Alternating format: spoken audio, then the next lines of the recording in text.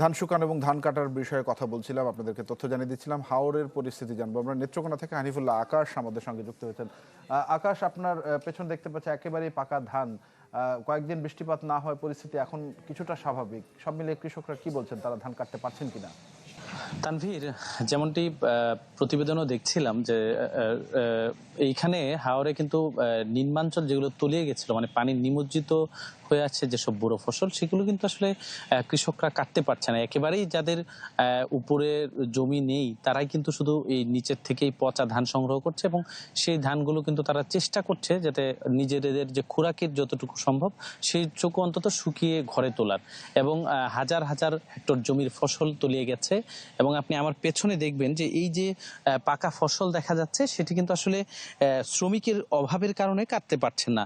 গত কয়েক বছর ধরে এইখানে আসলে হারভেস্টার দিয়ে এই ধান কাটার কারণে কিন্তু কৃষি যে শ্রমিক তাদের একটা সংকট দেখা দিয়েছে, যে কারণে অতিরিক্ত মূল্য দিয়েও কিন্তু কৃষকদেরকে তাদের যে ফসল সেটি কাটতে পারছেন। এবং আরেকটি বিষয় বলি, এখানে কিন্তু একটি সিন্ডিকেট কাজ করছে। যতটুকু ধান তুলতে পেরেছে বা যতটুকু বিক্রির জন্য চেষ্টা করে, এখানে কিন্তু যারা ফরিয়া যারা রয়েছে বা যারা ধান কেনে, তারা কিন্তু 600-700 টাকার উপরে কোনোভাবেই তাদের কাছ থেকে নেওয়া যাচ্ছে না। কৃষকরা বলছে যে কেউই ধান কিনতে চায় না।